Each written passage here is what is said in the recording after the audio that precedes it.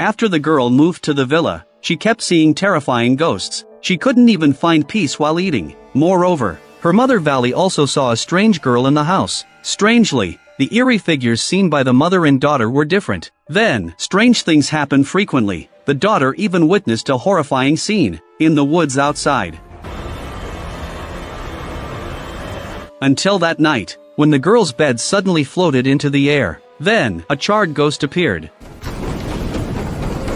The girl, frightened, hid in the closet. Something unexpected happened. She seemed to be pulled into the closet by some force. After that, the mother embarked on a journey to find her daughter. Today, let's take a look at a Thai horror series. The film is filled with intense moments and constant twists. By the end, everything will become clear. Without further ado, let's begin the story. Valley was running away from home with her daughter, Amy, because her husband frequently abused her, so she could only escape to live in her childhood home. Valley brought her to her childhood bedroom. At this moment, Uncle Kevin came over to deliver some goods. He chatted briefly with Valley. Kevin told her it was about to rain. The old house might lose power when it rains. Suddenly, Kevin saw the curtains in the house being drawn open. His eyes showed a hint of fear, but Kevin said nothing and left. Valley returned and told her daughter not to play with the curtains, but Amy insisted that she hadn't touched the curtains. The wronged daughter realized something was wrong. By night, she even saw something unclean. ทำอะไรอะลูก Valley thought she was just afraid of the dark, even though there was a locked room in the house. Valley had no interest in investigating it. At dinner time, she asked her daughter if she liked it there. The daughter was very scared. She kept staring behind Valley. Amy even pointed behind her and said there was someone there, but when Valley turned around, she saw nothing. Suddenly, a ghost flashed by. Amy screamed in fright. Valley was immediately puzzled. She didn't understand why Amy was screaming, but in order to calm her daughter's emotions, Valley had to take out a flashlight and prepare to go to the warehouse, because there was an old diesel generator there. However, Amy insisted on following her mother. In the storage room, Valley was startled by a mouse. Fortunately, things went smoothly after that. Valley switched on the generator, and the power was restored. But the next second, the generator shut off. Valley had to make do for the night with her daughter, to help Amy relax. The next day, Valley and her daughter played hide-and-seek in the house. Valley hid under the bed, waiting for her daughter to find her. Soon, she saw a pair of small feet enter the bedroom, but after walking around, they left again. Valley didn't want her daughter to search in the wrong place, so she quickly crawled out to chase after her. But unexpectedly, the daughter was wearing a strange mask on her face. She even ran into the study. Valley hurriedly chased after her.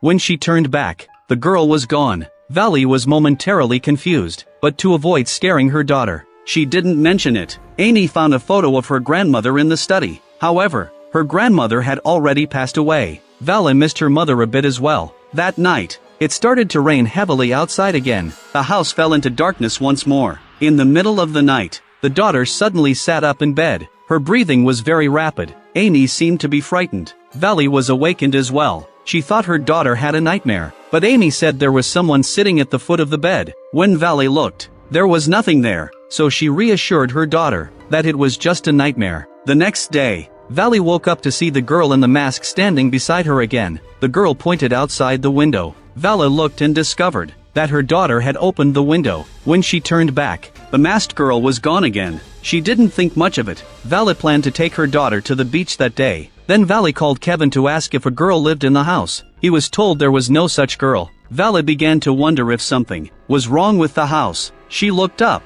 and realized her daughter was missing. Valley thought she had been swept away by the sea. Fortunately, Amy was just playing hide-and-seek again. After returning home, the daughter cried that she didn't want to stay there anymore. Valley asked if she wanted to live with her father. Before she could continue to comfort Amy, a figure suddenly flashed outside the door. Valley chased outside and found it was the masked girl from the morning. She caught up and asked who she was and how she got in. Before she could get an answer, the daughter suddenly came downstairs. She stood outside in front of the woods, staring ahead. Amy seemed to have seen something. Then she told her mother that she saw a person. Valley began to feel worried. She warned Amy not to enter the forest, and that if she saw any strangers, she shouldn't talk to them. Instead, she should tell her mother immediately. During dinner, Valley suggested they stay together in the house, but Amy didn't want to stay there. she was very resistant to it. Suddenly, the lights flickered again. Amy saw a ghost behind her mother. Valley carried her daughter back to bed and asked Amy what she was really afraid of. Amy took out a blackened paper doll and said that she could see the ghost. Later that night, after Amy fell asleep, Valley went to the dining room. She reflected on the strange events of the past few days. In fact, Valley had a vague sense that something was wrong in the house, but she had nowhere else to go except the old house. They had run away due to her husband's domestic violence. Moreover, before leaving, Valley had shot her husband. Suddenly, Valley was awakened. Her daughter let out a scream from upstairs. Valley didn't have time to think and quickly ran upstairs.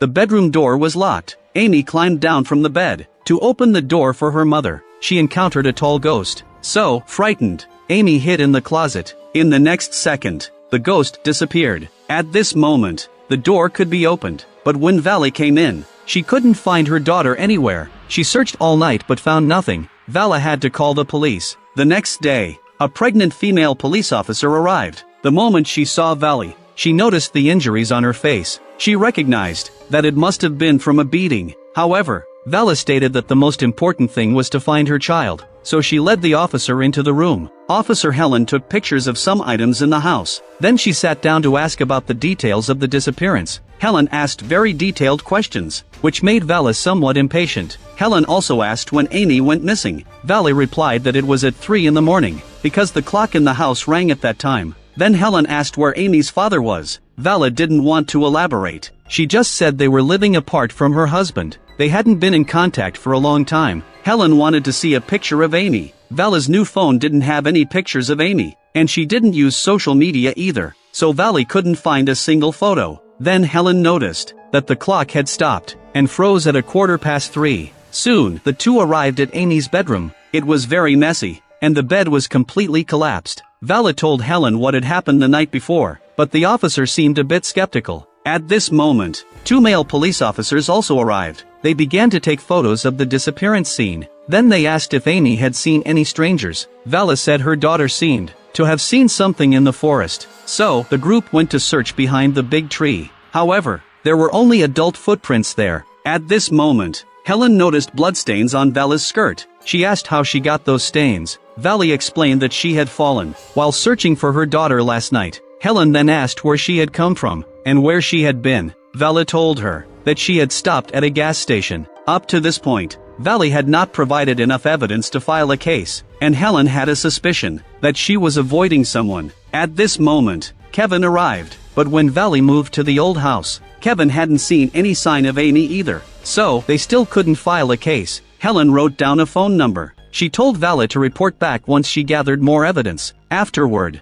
Valley returned home and sat on the stairs. Kevin came over and asked if he could help. Valley asked him why he was so surprised when she looked at the bedroom window on the day of check-in if he hadn't seen his daughter. Kevin didn't say anything. He simply turned and left the old house. It was clear that he knew something. On the other side, Helen returned to the police station. She always felt that something was wrong. Valley had injuries that likely indicated domestic violence, and her anxious demeanor didn't seem like someone making a false report. So, Helen decided to go out and look for more evidence. At this moment, Officer Ty arrived. He said he wanted to go with her. Soon, the two searched all nearby gas stations. They finally found Valley's car. However, Valley had told her daughter to hide in the back seat. So, the gas station employees hadn't seen Amy. Then they went to a convenience store. They checked the surveillance footage from various angles. They noticed that Valley seemed very frightened of being filmed. And while checking the footage at the store entrance, they saw something eerie.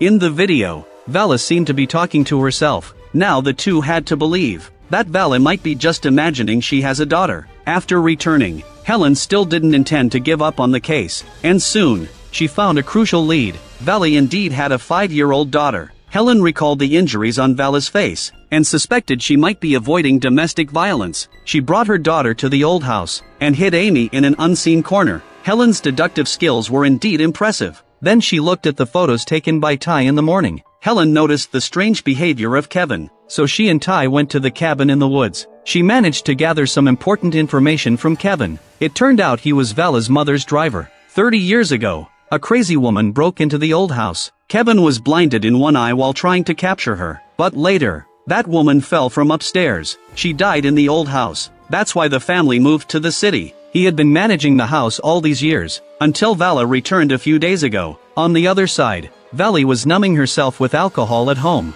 but she still didn't give up on searching the house. Vala found a photo of a girl in the storage room. She had never seen this person before. At this moment, Vali received a call to go to the police station. Unexpectedly, Kevin was also there, but he didn't say a word. Just then, Helen walked over and asked her to go into an inner room. Vala thought they had found a lead on her daughter. However, Helen first confirmed the details from the surveillance footage. To her surprise, when Vali saw the footage from the convenience store entrance, her emotions became somewhat uncontrollable. Vala seemed to be afraid of something. At this moment, the female officer took out a photo. Vali claimed this was her daughter. She also asked where the photo had been found. This left Helen confused, because this photo had been found with Kevin. Moreover, it was a photo of Vali as a child. Up to this point, Helen was even more puzzled. It seemed she indeed had mental issues. Suddenly, Vali lost control of her emotions. She accused the police of treating her like a lunatic. Vali insisted that her daughter was really missing. At this moment, Helen suddenly asked if she had ever harmed her daughter. Unexpectedly, Vali recalled a memory upon hearing this. She had fired a gun before leaving home, but in reality, Vali hadn't hit her husband. She had shot at the cabinet behind him instead.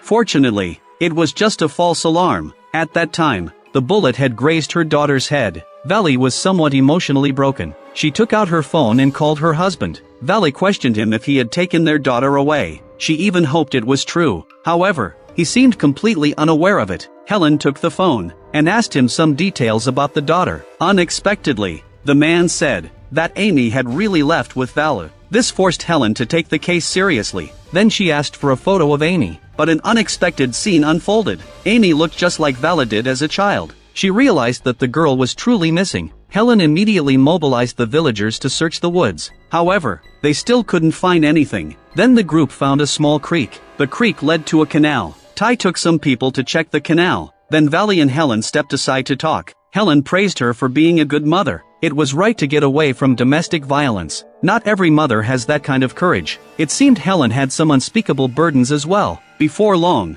it started to rain heavily. Vala took her back to the old house to stay temporarily. Then Helen searched for clues in the house. Soon, she noticed a locked basement. Helen wanted to call Vala to unlock the door. At this moment, Ty suddenly called. The light happened to shine on Vala's face. Both of them didn't notice the ghost behind her. Ty said they had found a body. Fortunately, it was just a cow. Then Vala searched for keys to open the door, but she found that none of the keys fit. So, Helen went to the car to get a crowbar. After opening the door, the two headed towards the basement. They didn't notice the ghost watching them from behind. There were some cables laid out here. Soon they discovered a large device, and some drawings at the end. The generator in the warehouse was actually supplying power to this place. As the circuit breaker was lowered, the entire basement came into view. There were some stains on the floor that looked like blood. At the end, there was a covered device. Pulling off the cover revealed a huge chamber, and the glass at the front was shattered.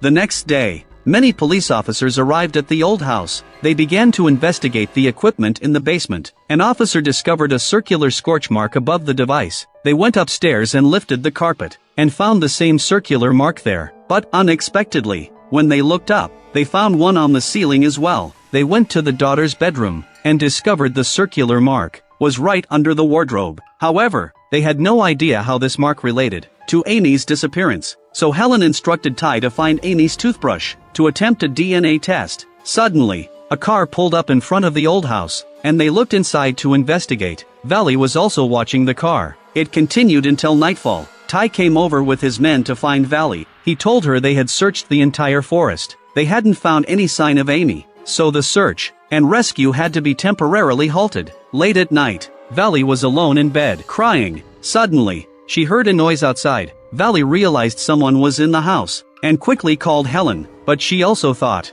that perhaps her daughter had returned. So Vala took her gun and went downstairs to search. She soon followed the sound to the basement. As soon as Valley entered, she heard a voice outside reciting numbers. She turned abruptly, but her foot slipped. Vala fell directly down, and it seemed her head was injured. But now, she couldn't care less. Vala hurried into the hallway. She found a masked girl counting down. Upon seeing her, the girl quickly ran upstairs. Vala hurried to chase after her. She arrived at her daughter's bedroom, and found the furniture floating again. Moreover, the wardrobe was emitting a blue light. Vala opened the cabinet door. Suddenly, the masked girl rushed out, and pulled her inside. Then, there was a wave of dizziness. Vala found herself in an undamaged chamber. A woman was standing outside. All of this goes back to 1991. Vala was just a teenager at that time. Her mother Annie was a scientist. She had planned to take Vala to the beach for a weekend trip, but the power plant suddenly sent a message, informing her that there was a problem with the generator.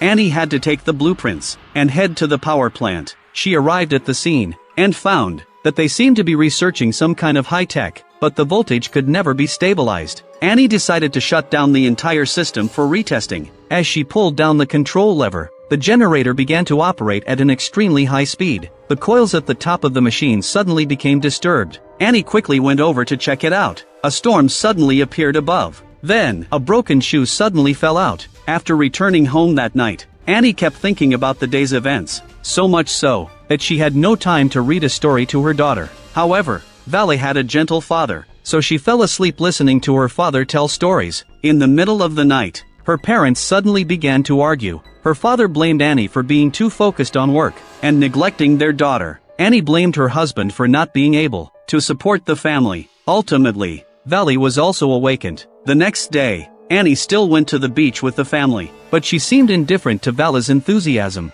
Her husband told her to at least pretend to be happy. This only angered Annie further. She told her husband to pull over, and got out of the car immediately. Vala rolled down the car window, and told her not to leave. Annie froze for a moment. Neither her husband nor her daughter had survived. After that, she fell into a long period of mental torment. Ultimately, she couldn't take it anymore and broke down. Annie went to the dam where she worked. At this moment, one of her high heels broke. Then, Annie thought of standing up to catch some breeze. Suddenly, a spherical storm appeared below. Annie instantly recalled the shoe that had fallen beside her that night. Could that machine really traverse time and space? So Annie returned to the house. She purchased a supersized generator and recreated that time machine in the basement. After countless attempts, Annie finally summoned an electric arc one night. So, Annie stepped into the chamber. She recited the time of the day her daughter had gone missing. Annie hoped to return to the past, but the equipment suddenly lost power. Devastated, Annie came out and started to smash things. Unexpectedly, this activated the machine, creating a spherical storm. Then the storm transformed into the shape of a tunnel. When it returned to its spherical form, it actually brought back a person. It was none other than the missing Amy. Amy and her grandmother had never met each other, so neither recognized the other. Annie took her to her daughter's bedroom to rest. When Amy woke up, she wanted to find her mom. Annie could only follow behind her. After she cried enough, she took her back to take a shower, and changed into a new outfit. Soon,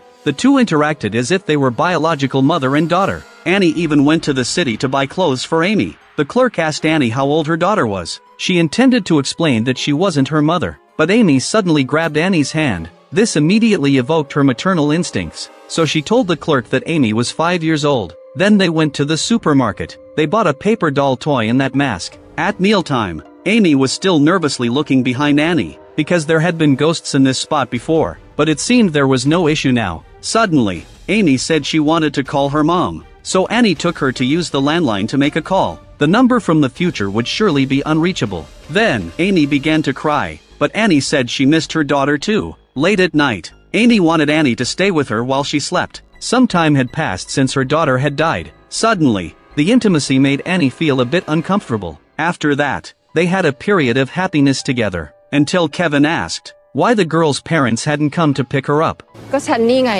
แม่ของเด็ก Annie claimed that the girl's family was too poor, and kept Amy for herself.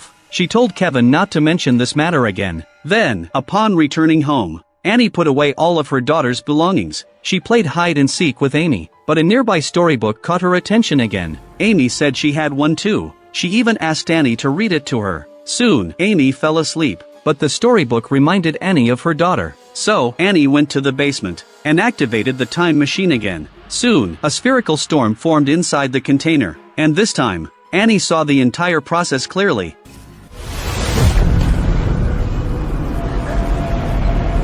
As the storm shot up a tunnel, all the fragments of memories about her daughter and Amy began to flash within the house. Meanwhile, the future Valley arrived at the cabinet as well.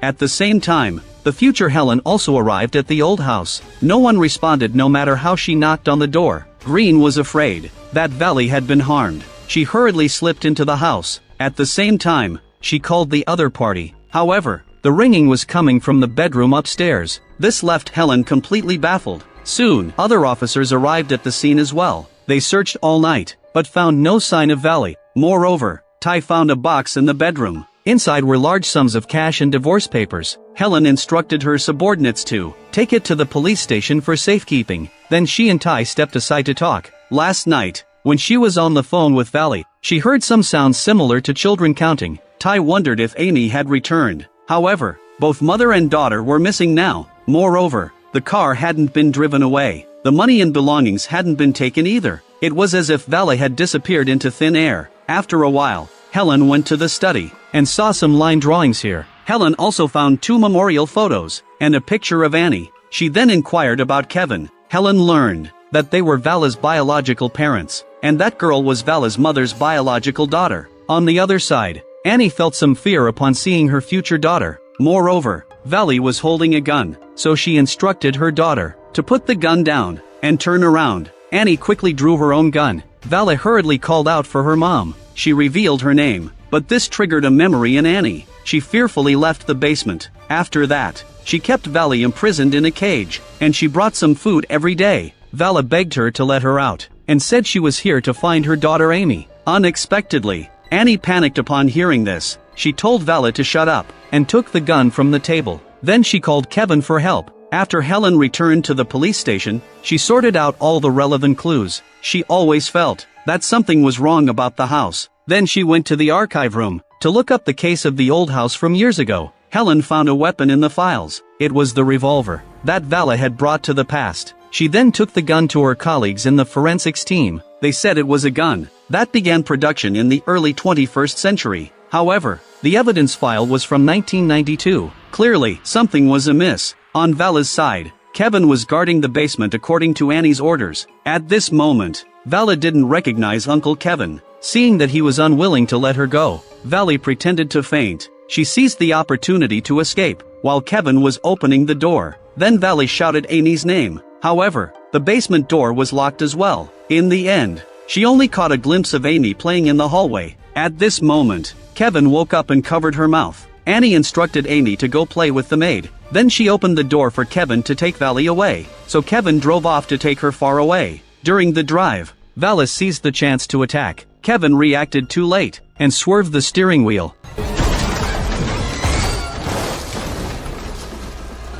Before long, Valley woke up first. Suddenly, she heard the time announcement on the radio. That's when she realized she had arrived in 1992. But Valley had no time to be shocked. She hurriedly grabbed the gun and ran back to the old house. At this time, Annie was also very anxious. She looked at Amy in front of her and felt it was unreal. Then she followed Amy outside. Amy said it seemed like someone was behind the big tree. It was Valley who was running back home. But before she could speak, Kevin chased her and knocked her unconscious. Then Valley was carried back to the basement by him. On Helen's side, the forensics team called to inform her that the investigation results for the gun had come out. It was registered in 2006. The owner was Vala's husband Talai. Helen seemed to confirm some idea in her mind. She drove straight to an old man's house, and this old man was her father. Helen took out the files on the old house. She asked him who the deceased in the photograph was. Her father had a deep impression of the case from back then. He stated that she was just a crazy woman. She attempted to kill the homeowner,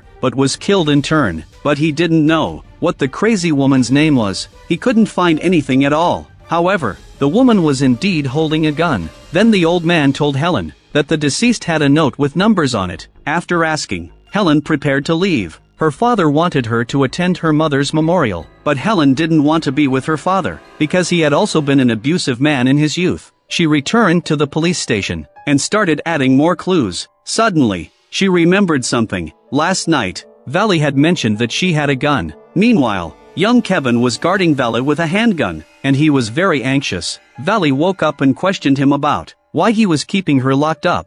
มึงทำกูรถคว่ำเกือบตายมึงยังมาถามกูอีกเหรอ She thought Kevin wanted to kill her. He merely intended to take her to the police station. After all, she had broken into the old house and brought a gun. Valley calmed down, and asked if it was 1992 now. She said her name was Valley, and she was from the future. She was Annie's daughter. However, the other party claimed that Wally had already passed away with her father last year, and brought her photos. On the other side, Helen was also looking at photos of the father and daughter. Then she took out the photo of Annie, and placed it on the board. She tagged it, trying to connect the two cases. At this moment, she saw the horrific scene in the deceased's photo. Helen remembered the paper doll she found in the old house. Unexpectedly, the doll was just as horrific as the state of the corpse. Suddenly, she recalled her father mentioning another note. Helen quickly retrieved the file. พี่เขาอยู่ที่บ้านแต่ไม่ใช่ตอนนี้ไม่ใช่เวลานี้เว้ย On Vala's side, she kept demanding Kevin to let her out. Valley also told him that the child with Annie was her daughter. But soon, Kevin became fed up with her, so he nailed the basement door shut. Then he found a stool, and sat in front of the door. Annie scolded him again. She emphasized that Amy was her child. Meanwhile, Valley in the cage was gradually losing strength. But at this moment, she suddenly found a stone inside, so Valley picked it up and smashed the glass violently. Kevin at the door heard a sound and rushed in. Valley grabbed a piece of glass, and stabbed it into his left eye. Only then did she realize it was Kevin, but there was no time to worry about that now. Valley picked up the gun, and rushed to the upstairs bedroom. There, she saw her daughter's figure. Suddenly, Amy was startled awake. At the same time, Annie rushed in and pulled her out. Valley quickly explained that Amy was actually her granddaughter. She didn't know how she ended up here, but they were from the future. However, Annie had lost her sanity, so Vala drew her gun. However, even with a gunshot wound, Annie still had fighting spirit. She grabbed Vala by the throat. Annie kept mumbling that Amy was her child. Then Annie pushed her down forcefully. Moreover, the chandelier was affected and short-circuited. Catching fire, it crashed down on Valley. The clock ultimately stopped at 3:15. At this moment, Helen understood everything. She sat helplessly on the ground, crying. At this time, she came across the number. It was the phone number she had given to Valley. Before long, Talai and other officers arrived at the scene. Angry, Helen walked up and threw a punch. Then she left without caring about everyone's gaze. After some time, Helen gave birth to a son, and she didn't register the father's name. She also blocked the chief on her phone. Ty had been promoted to a police inspector. He found Helen to inform her of the genetic test results. But strangely, the results showed that Valley and Amy were the same person. However, Helen seemed unfazed by it. In the end, the case was successfully solved. Only Helen knew the truth. Meanwhile, in the past, Annie moved to the city with Amy the next day. Amy had suffered severe trauma, and her memories were problematic, so she believed that Annie was her biological mother. Before leaving, she smashed the basement and locked it up. Meanwhile, Vala's soul was trapped in the house. That was the ghost Amy saw at that time. Annie also gave her a new name. Wally. Soon, Valley grew up, and Annie discovered a fact. The crazy woman from back then was truly her daughter. In a subsequent interview, Vala met Talai and soon they entered into marriage. Meanwhile, Annie was nearing the end of her life. Vala came to visit her. Suddenly, she grabbed her by the throat, and questioned who she was. After coming to her senses, she finally realized the magnitude of her mistake. Before long, Vala became pregnant, but her husband's tendencies for domestic violence gradually surfaced. As Amy grew bigger, Valley could no longer endure it. She set off to the old house with her child. Thus began the cycle. The film ends here. At first, it seemed like a horror film. Later, it felt like a mystery film. In the end, it turned out to be a science fiction film. While the script wasn't particularly innovative, it was still good. The time loop and the concept of giving birth to oneself are very similar to other films in the same genre, like Predestination. However, the director left a plot hole. Talai once said that Amy was not his child. The ending didn't explain this matter. This suggests that Vala might have become pregnant out of nowhere, and that her already violent husband was the one who abused her. Because of this, Vali was unable to escape the cycle. The theme of anti-domestic violence is still very meaningful. However, by the time the series reached 2/3, the ending could be roughly guessed. This diminished the sense of sudden realization. This aspect needs improvement. Overall, it is still worth watching. If you enjoy my channel, please subscribe to my channel. Your support is the greatest encouragement for me.